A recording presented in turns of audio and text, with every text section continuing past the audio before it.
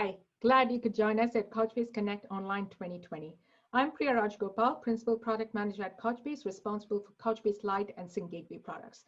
In this session, I'll be providing a technical overview of the peer-to-peer sync functionality in Couchbase Lite. I'll start with a discussion of use cases for peer-to-peer sync within the context of the broader edge computing paradigm. For the benefit of those who are new to Couchbase or Couchbase Lite, I'll provide an overview of the Couchbase Lite platform. This should provide relevant context as I dive deeper into the peer-to-peer sync functionality. I'll then provide a demonstration of the feature and do a code walkthrough so you know what you need to do as a developer to enable this functionality within your application. I'll then briefly go over peer-to-peer sync support in non-IP based networks, and I'll finally wrap things up, leaving you with some helpful resources. The paradigm of edge computing is growing in relevance. This is a distributed computing framework that aims to bring data processing closer to the applications that generate the data and consuming it. So the edge computing paradigm complements the cloud-centric centralized computing paradigm, wherein all the computation and data processing and computation happens at a centralized server location.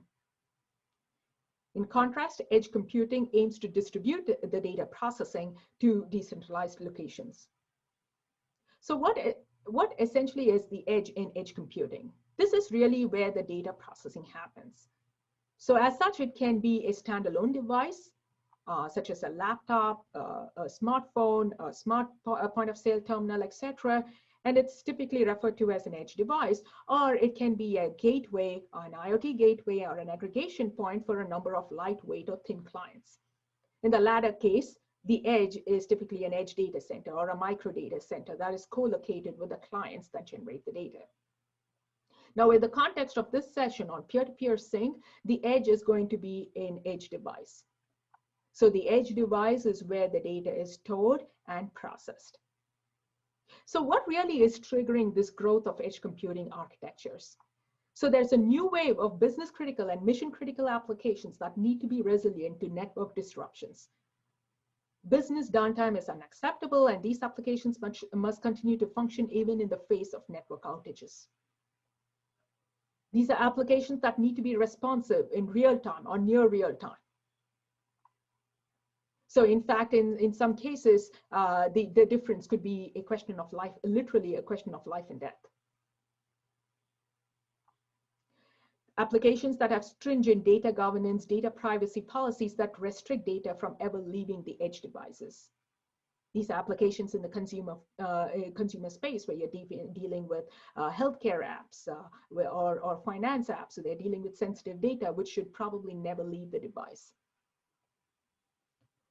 And applications that typically generate large volume of data. So these are data intensive applications. Now, examples could be industrial IoT applications, IoT, AI, ML, video processing apps, in smart cities, etc. So transferring all that data over the internet to central cloud data centers for processing can impose significant overhead on the network bandwidth, as well as on the central server load. So by locally processing that data and just sending the aggregated results to the cloud server, you're saving on internet bandwidth usage and also costs by locally processing all that data. Okay, that's all sounds very good. So how does peer-to-peer fit in? Now, when you're talking about edge computing applications, we are talking about applications that potentially run in disconnected environments. So edge computing architectures are decentralized, disconnected architectures. There's no typically no internet connectivity to backend data centers. However, even in such environments, the devices that are running these applications may be able to communicate with each other over a local area network, a Wi-Fi network or a peer-to-peer network. Such local networks are inherently more reliable, simpler, cheaper to install and set up compared to a broadband internet connection. So here are some examples. You have field workers at remote work sites such as coal mines, disaster recovery zones, construction sites. There may be no network and internet connectivity to the mothership, but they still need to be able to collaborate with each other while out in the field.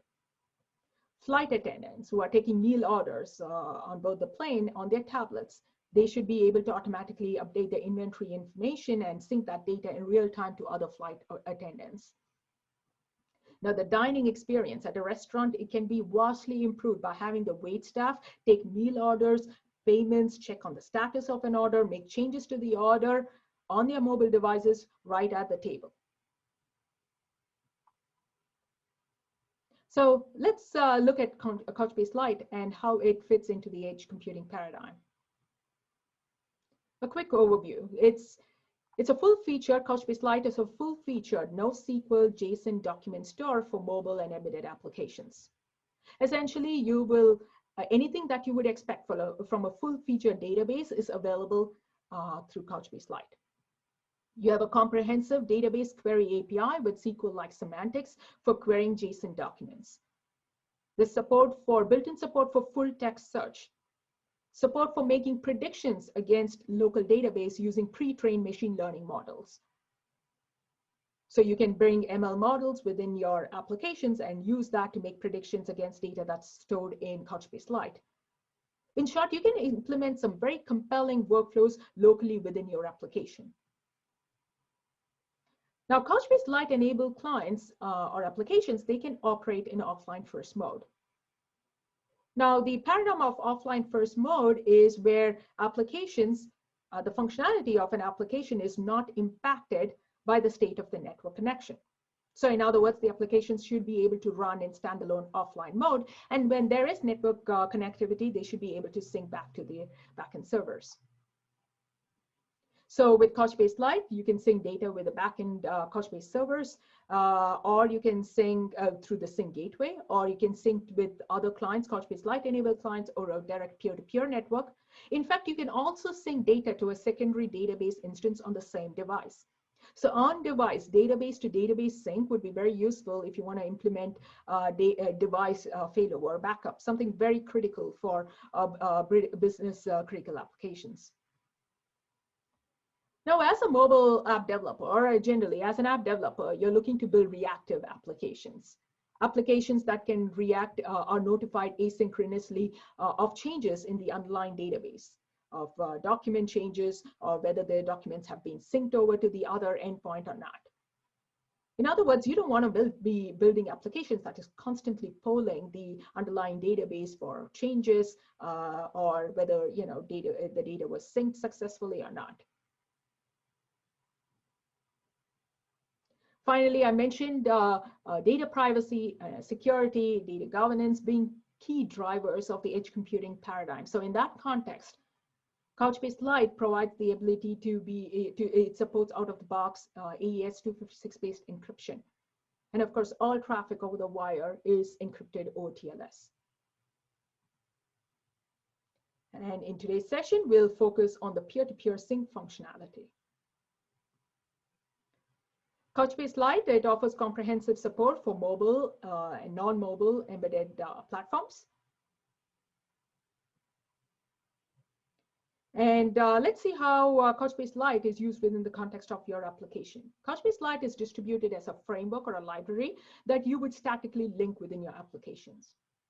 Now, you can download it from our downloads page on couchbase.com, or it's distributed using the usual package management systems that are platform specific, whether it is Maven for Android, NuGet for .NET, or Cartridge, or CocoaPods, or Swift Package Manager, for instance, for your iOS applications. Now let's take a quick peek at what goes on under the hood. Now your application interfaces with the frameworks or Couchbase Lite's native API layer. This API layer is in the language that's native to the platform. So for instance, it would be C# for Windows or Swift for iOS. This API layer is very idiomatic to the platform on which it's supported.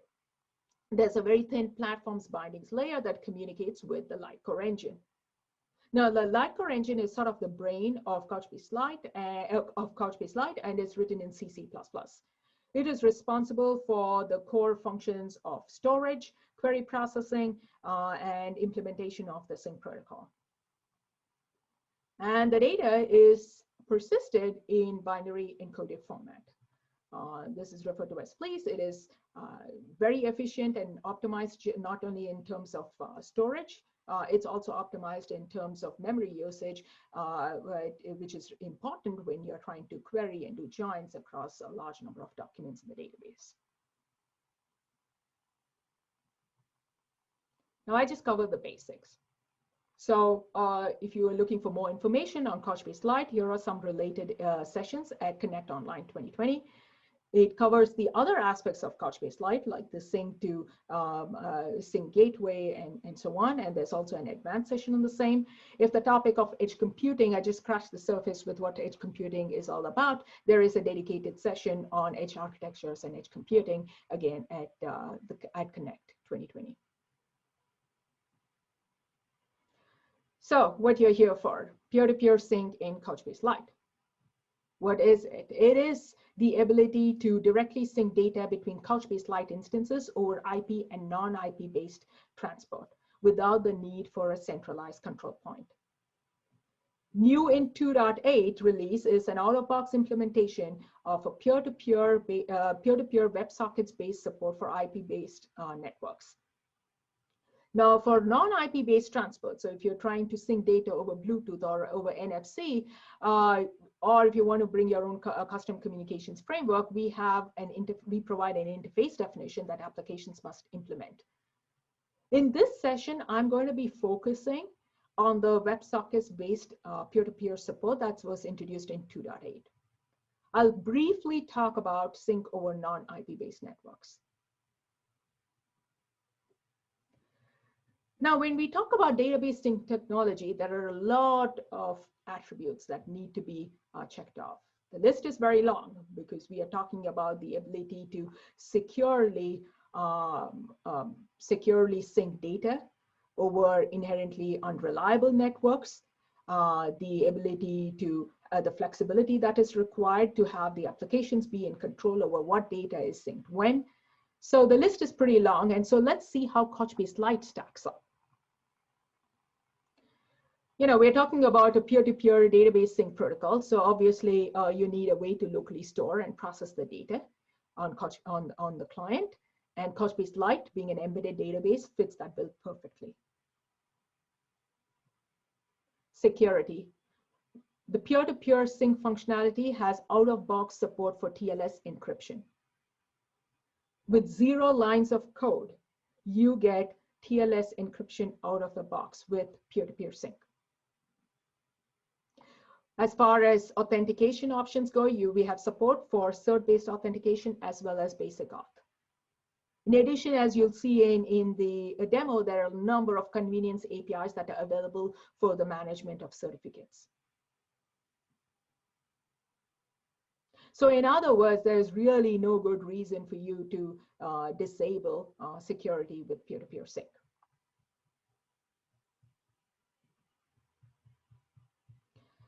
When it comes to network resiliency, the peer-to-peer sync protocol implements an exponential backoff retry algorithm. There's a maximum backoff period of 10 minutes.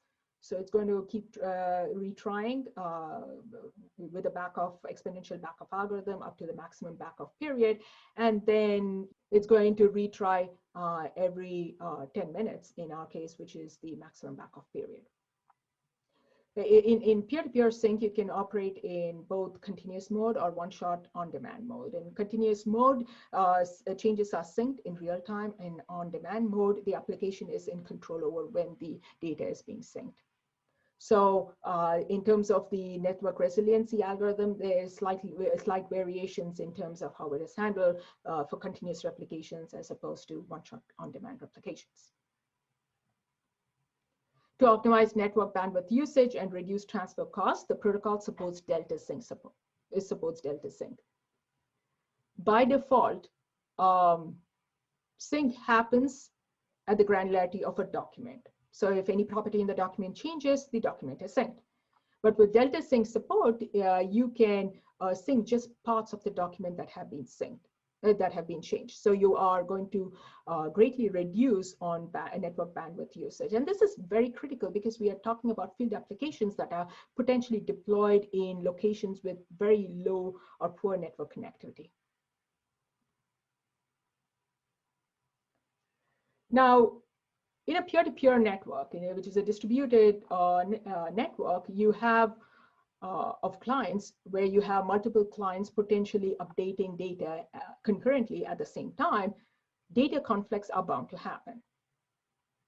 Now, Couchbase Lite has out-of-box support for conflict resolution. So if even as an application developer, you don't have to do anything, the Couchbase Lite is going to pick a winning revision if there are two conflicting revisions. Now, it uses a predefined set of heuristics for picking the winner, but if those heuristics don't work for your application, you have the option of defining a custom conflict resolver function and associating that with the replicator. Now, developer ease of use is very critical when we define or design our APIs. So as you shall see very shortly in the demonstration and code walkthrough, it just takes a few lines of code to configure peer-to-peer sync within your application. Cross-platform support is another key consideration. Now, as I mentioned in a few slides ago, I showed Couchbase Lite being supported on a number of mobile and non-mobile platforms. So the ability to sync between heterogeneous platforms is important. So for instance, you might have an application that's deployed on iOS and Android, and you would want to be able to do peer-to-peer sync between these devices or these platforms. And finally, even over a peer-to-peer network, the clients over a peer-to-peer network, they can be connected in a variety of topologies. So you could have a star topology where you designate one of the peers or one of the clients as the master client, and all the others are communicating with this master client in sort of a star topology. Or you can have a fully connected mesh network where every client is listening for incoming connections and is also connected to other clients in the network. So this kind of flexibility when it comes to topologies is very important because that would vary depending on the needs of your application. So now let's look at a basic workflow using, for implementing peer-to-peer sync. Now, we talked about peer-to-peer sync, but what is a peer, right? The peer really in a peer-to-peer network can take on one of these two roles. It can be an active peer or it can be a passive peer. So what's a passive peer? The passive peer, as we define is, it's analogous to a server in a typical client-server communication. The passive peer is the peer that is listening for incoming connections. The active peer, on the other hand, is analogous to a client in a client-server, typical client-server communication framework. The active peer is the entity that is actively initiating connections to the passive peer. Now, using Couchbase Lite peer-to-peer sync technology, an application can take on either of the roles or both these roles, right? An application can act as exclusively as an active peer or exclusively as a passive peer, or it can take on both these roles.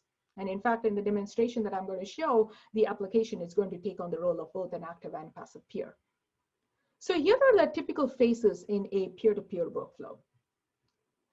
The first is device discovery. This is peer discovery where the peers in the network that has to participate in the peer-to-peer sync have to be identified, have to be discovered. And then you have the phase which is the actual connection establishment, which is usually preceded by an authentication phase. And then, of course, once the connection is set up, then you have the actual data that gets synced. So how is Couchbase Lite enabling peer-to-peer sync? Now, on the passive peer, you would have to initialize a WebSockets-based listener. Now, the WebSockets-based listener is initialized with a Couchbase database instance. You can optionally provide other config options such as port, interface, network interface, client-server, server identity, server cert identity, etc. The application has to implement a listener authenticator.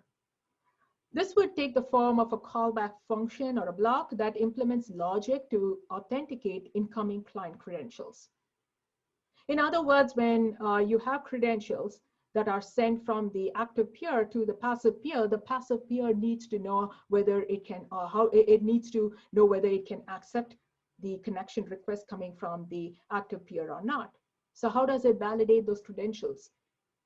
In order to do that, it's going to call into the listener authenticator callback function that is implemented by the application. So the application uses relevant logic to validate if the incoming credentials, which could take the form of username and password, or it could be a client certificate. So it's going to validate that, and once validated, the connection is established. Peer discovery is the first phase, and this is something that happens outside the scope of Couchbase Lite. Okay, so in other words, you would use, as an app developer, you would use the options that are supported on the platform, for example, nearby messages, etc. This phase is not handled by Couchbase Lite. This is something that has to be implemented by the application layer. So once the peers are discovered, the next phase is for the active peer. You would typically select a peer to connect to. Connection is established, and there is a TLS handshake that happens, and all this is completely transparent to the application. Now, as an application developer, you really don't have to implement any of this logic. All you need to do is, once the user has logic to select a peer to connect to, you would just initialize as part of an application. You would just need to establish the connection to a remote endpoint. And that is all you need to do. Behind the scenes, Couchbase Lite is going to take care of doing the TLS handshake with server certificates. The next step, as part of the connection establishment, the active peer is going to send the credentials, whether it is over basic auth or whether it's going to use client authentication. It's going to have to send those credentials over the wire to the listening peer. Now, when the listener gets access to these credentials, it calls into the listener authenticator callback function. The listener authenticates with these credentials that it just received from the other endpoint. The listener authenticator has the logic that will validate these incoming credentials, and assuming that these credentials are validated, the connection is established. So this concludes the authentication and connection setup phase. Again, I've just gone behind the scenes. We've taken a behind the scenes look at what exactly happens, but really from an application standpoint, the only thing that you need to take care of is implementing a listener authenticator for validating the credentials. And then on the replicator, on the active peer side, you need to open up a connection to the remote peer. That's no different than, say, you're opening up a connection to a remote sync gateway, for instance. And then once the connection is established, anytime there are changes in the database, they are automatically detected by Couchbase Lite, and they are synced over by the replicator over our peer-to-peer WebSockets-based sync protocol to the other end. Of course, the sync is bidirectional. You can have unidirectional sync, one-way sync, or you can have fully duplex bidirectional sync. Since the sync is over WebSockets, you can actually have a full duplex sync over a single replicator.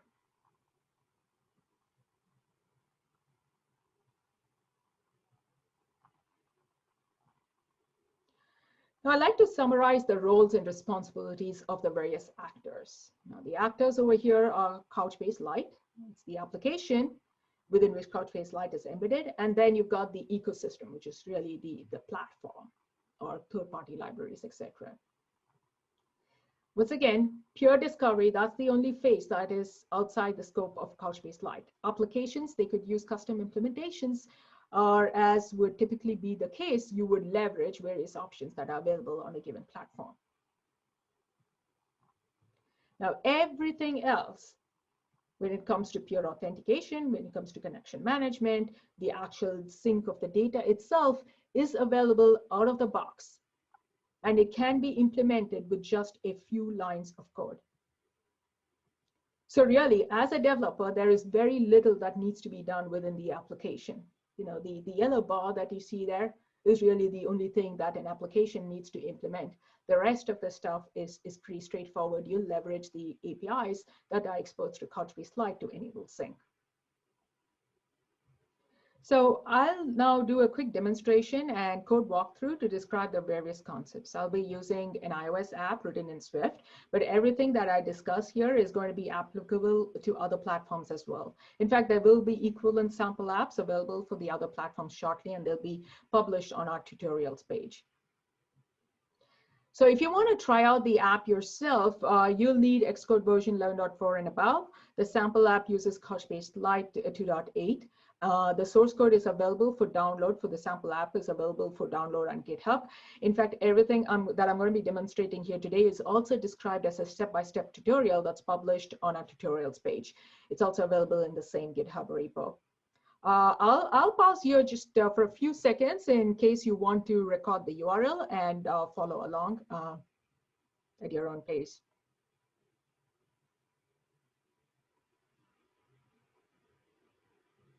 Okay, hopefully you got that URL.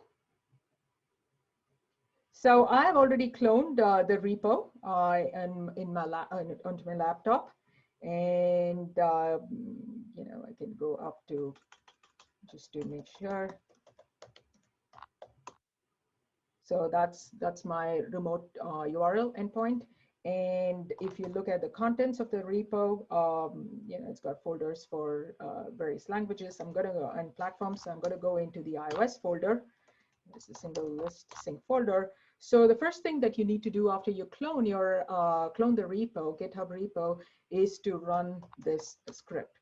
I'm not going to run this script because I've already done that. So essentially what the script does is it's going to pull Couchbase Lite framework from our downloads page, and it's going to bundle that into your application. So that's the first thing you need to do before you open up your project.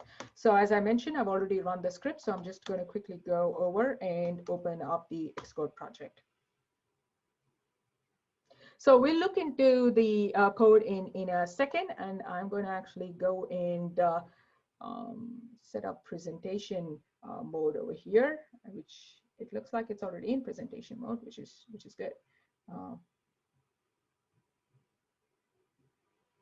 Okay, so just want to make sure that the text is legible. So I'm not before we dive into the code and how this is enabled within the application, I want to quickly do a demo of the app so you know what we are looking at.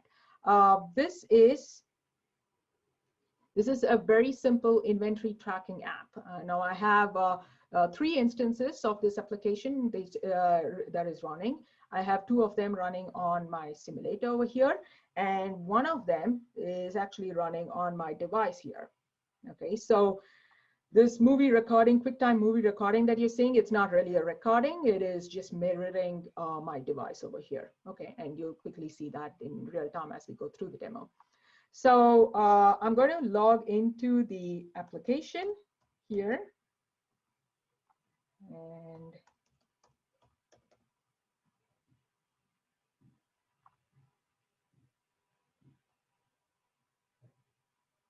okay, now as you can see, this application, it can take on the role of either a passive peer or an active peer. Passive peer meaning that the listener is initialized on the passive peer and it's listening for incoming connections, or it can be an active peer, which is really browsing for other peers and it establishes the connection to the passive peer. So over here, you can see there's no passive peer, so clearly no devices that show up in the browser list. So I'm going to just start the listener here. This is starting the WebSockets listener, and you can see WSS, so it is in secure mode. TLS is enabled, and it is enabled. TLS encryption is enabled by default. So you, as you'll see, it's actually 0 lines of code to get TLS working for a peer-to-peer sync on Couchbase Lite. So now I have this running. Let me go and look for on the browser. I'm using NS Service Discovery and Bonjour. So I'm going to go here, make sure that I can, I find the device, and I'm going to tap this connected. I click on here and I see that there is 1 connected client, and I'm going to also do the same over here on my phone, and we can make sure that there are 2 connected clients. Okay. So let's try and sync some data. So essentially at this point, we have concluded the device discovery phase. We have concluded the connection establishment. So if you remember the three phases, we have done authentication and you've done connection establishment. And so now we have to just start syncing some data. You see that the Couchbase Lite is pre-populated with some data. It's preceded with some data. So this is the advantage of Couchbase Lite. You can use this in a completely standalone mode. Notice that I do not have sync gateway. I do not have Couchbase server. I don't have any server entity running. This is just Couchbase Lite enabled clients running in peer-to-peer mode, okay? And the data that you see over here is just pulled in from the local database. I've just seeded the database with some data, okay? So I'm gonna go ahead. This demo is going to be really, really quick, okay? So don't blink because otherwise it's gonna be over. So I'm gonna go ahead and change this to some value. And if things work, you should see this being synced over the peer-to-peer network, peer-to-peer sync protocol, sorry, to all the other clients. So you see this, and this is on my phone as well. Now I'm going to go and update something on my phone over here, and you'll have to trust me on what I'm going to be updating. Again, I'm going to go here, and let me see, beats. I'm going to put it as 15, update. And then it's been updated as well, okay? And then I can also, in addition to, although it is a JSON document store, although Couchbase Lite is a JSON document store, we also have support for non-JSON data, such as binary data, attachments and such. So I can go ahead and update the image over here and have it sync over to all the other peers over our peer-to-peer sync protocol. So let me go ahead and log out of one of the devices, and I'm going to just log in as some random user, okay, with some random password. And I will try to connect. You see that there is an error, and essentially it is unauthorized. So you remember during the connection phase, there is an authentication where client credentials that are sent from the active peer are authenticated by the passive peer. It calls into the authenticator callback function that's registered within the app. And in this case, this is not a valid user, so you get an error. We'll quickly see how it is done within the code, okay? So that's really the app, very simple. But the key functionality is a peer-to-peer sync, and you can do that directly between these connected peers. So let's look at the code. As I mentioned, the data it's the database, the local Couchbase Lite database is preceded with data from a JSON document. And the data model that I'm using within the application is really straightforward. It's a single document, and it's got a list of items. It's got an array of items. That's the flexibility that you have with JSON documents, right? You can have nested arrays and nested objects and such. I'm not going to go into the details of how the application was built. You have access to the source code. You're welcome to try out the application, extend it, etc. But I'm going to just focus on the integration with Couchbase Lite, specifically in the context of peer-to-peer sync. Again, if you're interested in general Couchbase Lite integration, database functionality, query, and KV operations, and so on, the app, again, the source code is available, and you can look at it at your own pace. So today's session, I'm going to focus on the peer-to-peer sync integration. So for that, I'm going to look at the database manager. Hopefully it's visible to you. So there is a database manager, and this is the a singleton class that is responsible for managing, this is sort of the model here, it's responsible for managing all the interactions with Couchbase Lite. So first, as you can see, once again, remember the application can act as either an active peer or as a passive peer. So it can take on both the roles. So within the same application, I'm going to have functions that initialize the listener, as it applies to the passive peer, but within the same application, I'm also going to have the function that initializes the replicator, okay? So I'm not going to go into the standard database management operations, the CRUD functionality. So I'm going to jump into the passive peer functionality. And the first thing that you would do on the passive peer is initialize the WebSockets listener. So in terms of a listener can be associated with a single database. In my application, I have a single instance of Couchbase Lite. So in other words, if you've got multiple instances of Couchbase Lite and you want to have all of them participating in peer-to-peer sync, you will have to create separate listeners associated with each of those Couchbase Lite associated with each of those Couchbase Lite database instances. Okay. So when it comes to initializing the WebSockets listener, let me make this a little wider. So let's look at line 266. This is the crux of initializing the listener configuration. At the very least, the only thing that you need to do is create a listener configuration object and provide it with the database that needs to be participating in the sync. Everything else, when it comes to configuration, is optional. And you can jump to line 317, where you can create a listener using that listener configuration, and then you can start the listener. That is line 330, you can start the listener. So literally 3 lines of code and you've got the listener running. As I mentioned, TLS is enabled out of the box. We don't really see any reason why a production application would need to turn off TLS encryption. However, if for some reason you do need to turn off encryption, you can do that by using the disable TLS flag. As I mentioned, that is false by default. You can set it to true, in which case there will be no TLS encryption, and all the data that is sent over the peer-to-peer network is going to be plain text. So really not a secure option, and something that we wouldn't encourage or recommend in a production environment. Now the highlighted section over here, lines 276 through 280, or rather 277 and 278, this is the default configuration.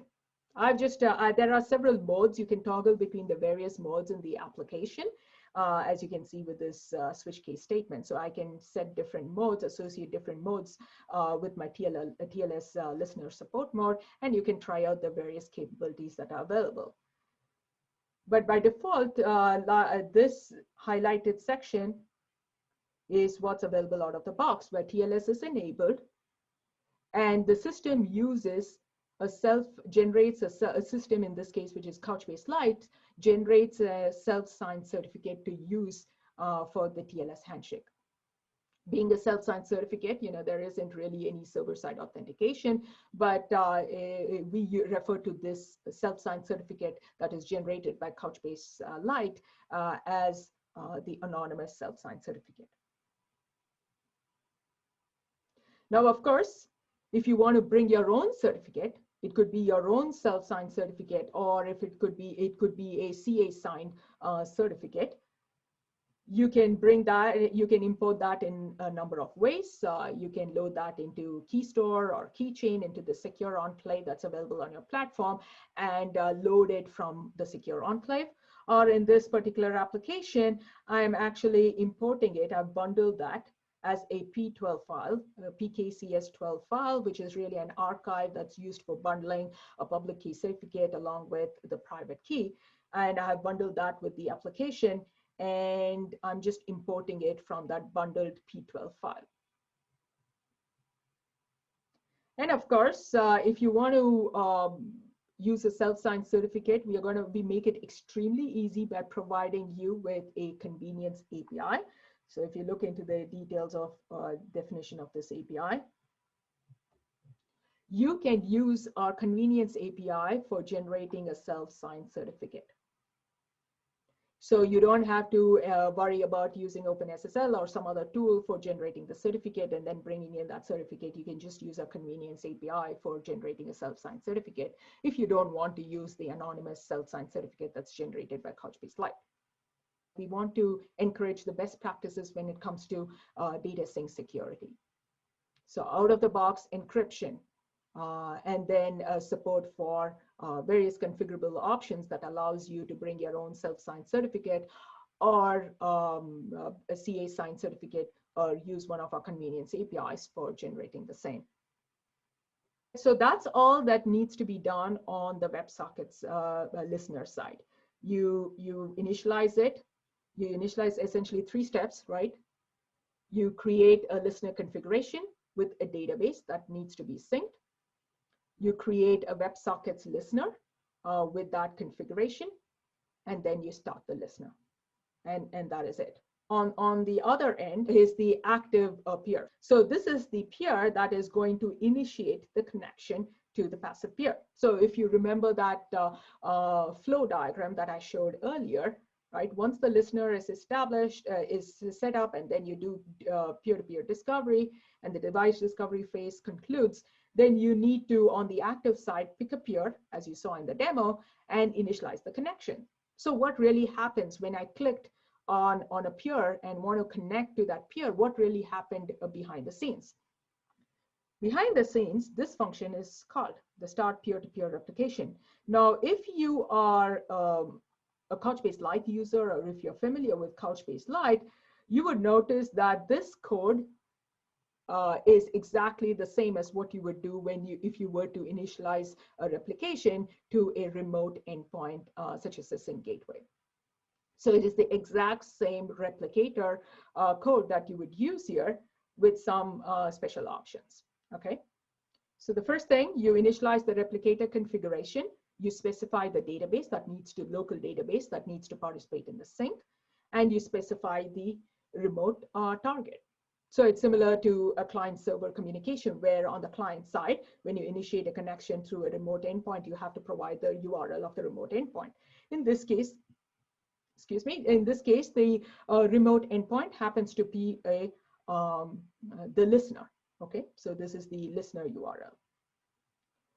You have the same configuration options that you have available if you were syncing to the remote sync gateway. Okay, all of this is optional. You can just go with default. By default, the replicator type is push-pull. By default, the mode is continuous, which means changes are replicated in real time. But if you set this to false, it's going to do a one-shot or on-demand replication.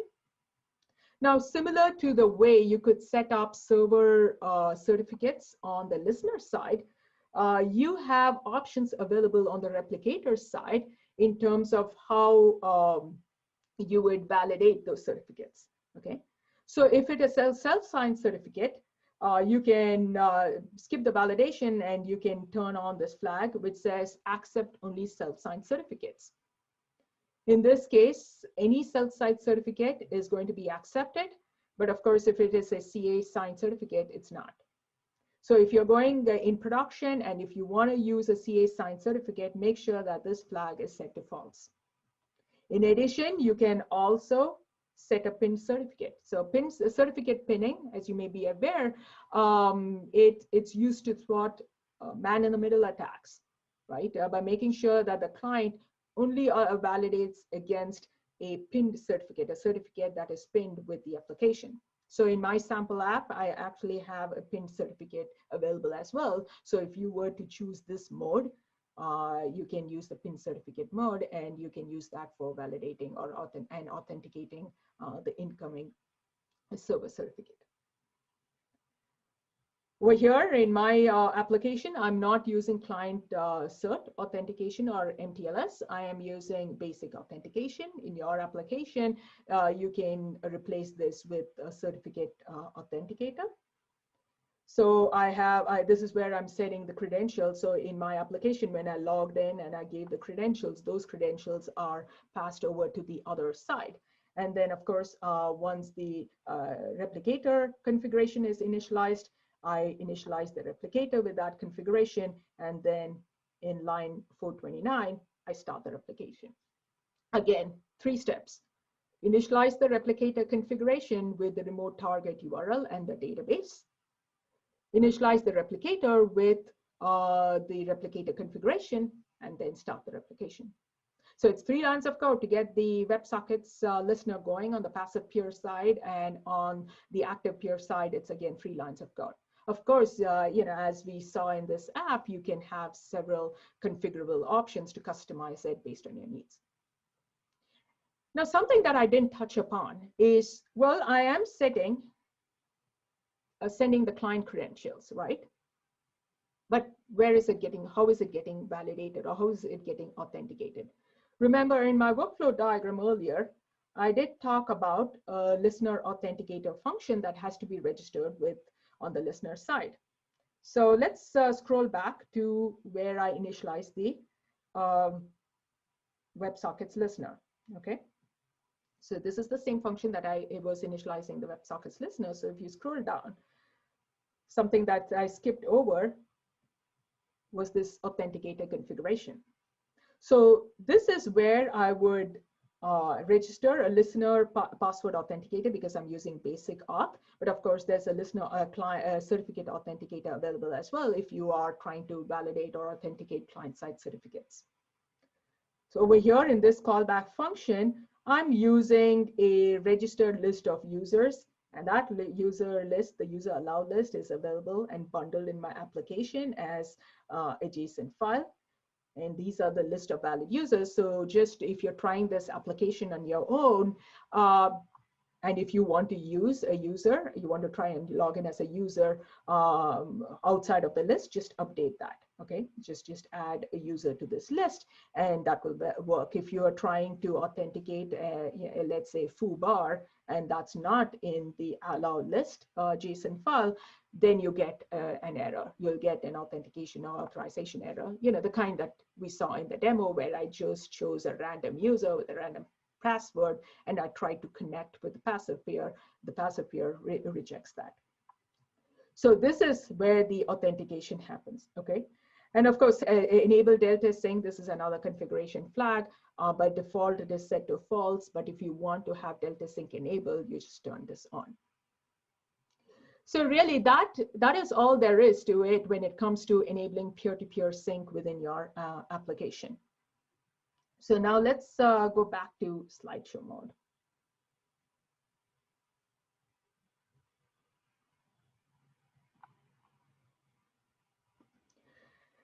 What I talked about was the out-of-box peer-to-peer sync support for IP-based networks. But what about non-IP-based networks, such as Bluetooth, NFC, etc.? For that, we don't have an out-of-box listener that's available, because the WebSocket listener is for IP-based networks. For that, we have an interface definition, and you can implement that using your own communications framework. So really what this means is that you will implement the interface definition, and then we provide the bits that need to be sent over the wire. And how it gets sent over the wire, how the messages are transferred over the wire, is up to the application. Here are some popular options for communications frameworks on the various platforms. Of course, you have the option of using these third-party frameworks like multi-peer connectivity, nearby connections, and so on, or you can build your own custom framework. If you're on a Bluetooth network and you want to have your custom protocol, you can bring that in, a custom communications framework, you can bring that in as well. You've got the same actors, Couchbase Lite, application, and the ecosystem. So as you can see, the onus is on application to, of course, do device discovery, as is the case in IP-based networks, but connection management is also the responsibility of the application. And as I mentioned, you could leverage third-party frameworks that are available on the platform itself. What is provided is an endpoint connection and an endpoint description, interface definition that applications have to implement. It's a pretty straightforward interface. It's got 3 methods that you have to implement: send, receive, initialize, and that acts as sort of a bridge between the Couchbase Lite replicator layer and your application's communications framework.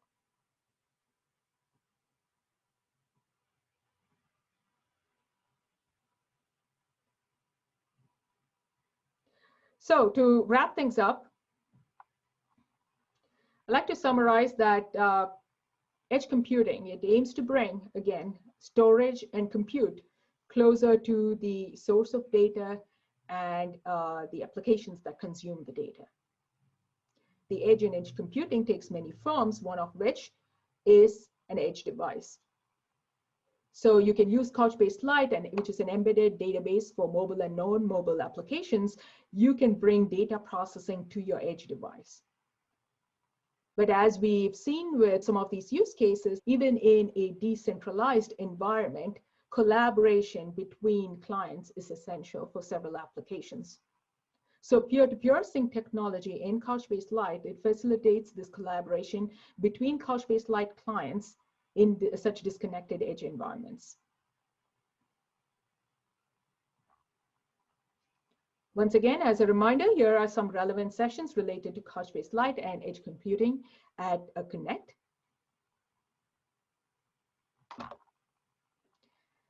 And I'll wrap things up with some helpful resources where you can get more information. We have extensive documentation on the peer-to-peer functionality that was discussed today. We have a walkthrough of the various features. We have relevant code snippets for the various platforms. The step-by-step tutorial corresponding to the demo is available on our tutorial site. Applications for other platforms will be available shortly. Thanks for watching and hope you enjoy the rest of Couchbase Connect Online 2020. Thank you.